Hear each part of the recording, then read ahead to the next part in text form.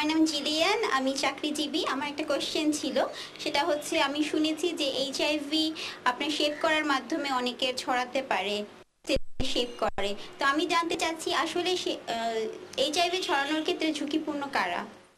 প্রথমত আপনি এটাও একটা ভালো প্রশ্ন করেছেন। মানে কারো এইচআইভি হলে তার থেকে মানুষ দূরত্ব বজায় রাখে বিভিন্নভাবে, কারণে অকারণে। আসলে এইচআইভির যে ভাইরাস, এটি মানব দেহের ভেতরে ছাড়া বেঁচে থাকতে পারে না। মানুষের দেহের ভিতরে তাকে বেঁচে থাকতে হবে। মানব দেহের বাইরে সে ফিউ সেকেন্ডসের ভিতরে শেষ হয়ে যায়, ধ্বংস হয়ে যায়, থাকতে পারে না। তো তাহলে ওই শেভ করেছে একজনের, সেই খুর দিয়ে আর একজনকে শেভ করলে যে তার হয়ে যাবে রক্ত থাকার কারণে, এই যে ধারণা করা হয়, ওই লোককে শেভ করার পরে যে রক্ত খুরে জড়িয়েছিল সে রক্ত যদি শুকিয়ে যায় আর সেটা যদি আরেকজনকে শেভ করা হয় তারও যদি কেটে যায়, এই রক্ত তার শরীরের ভিতরে প্রবেশ করে তাহলে হওয়ার কথা। কিন্তু সাধারণত এই ধরনের ঘটনা ঘটে না।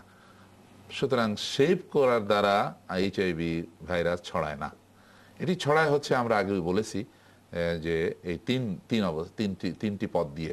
একটি হলে রক্তের, মানে ব্লাড ট্রান্সমিশন যেটাকে বলা হয়, রক্ত সঞ্চালন এক দেহ থেকে আর এক দেহে, এইটা। আর একটা হচ্ছে মা থেকে শিশু, দুগ্ধপায়ী শিশু মায়ের দুধ খেয়ে হতে পারে, অথবা যৌন মিলনের মাধ্যমে একে অপরের সঙ্গে আক্রান্ত হতে পারে। এই তিনটির বাইরে এটা হয় না। মশায় যদি কামড়ায় ম্যালেরিয়ার জার্ম ছড়াতে পারে, কিন্তু এইচআইভি আক্রান্ত ব্যক্তিকে মশায় কামড়ালো, সেই মশা আবার আর একজনের কামড়ালে সেটা যাবে, এটি কিন্তু না। সে তো এতক্ষণ মশার ভিতরে ছিল, মশার ভিতরে তার বেঁচে থাকার কোনো সুযোগ নেই, তাকে মানব দেহ পেতে হবে, নইলে সে বাঁচতে পারবে না। সুতরাং বাঁচতে পারে না। এই জন্য আমরা এক সময় শুনেছিলাম যে কে নাকি সিরিঞ্জ নিয়ে ঘুরে বেড়াচ্ছে মার্কেটে, সে খট করে একজনকে দিয়ে দিচ্ছে। এইটা আসলে ঠিক কথা ছিল না। তো এই জন্য একই পুকুরে গোসল করলো ওই এইচআইভিওয়ালা এবং সুস্থ মানুষ, সুতরাং এই পানির মাধ্যমে এটা যাবে না।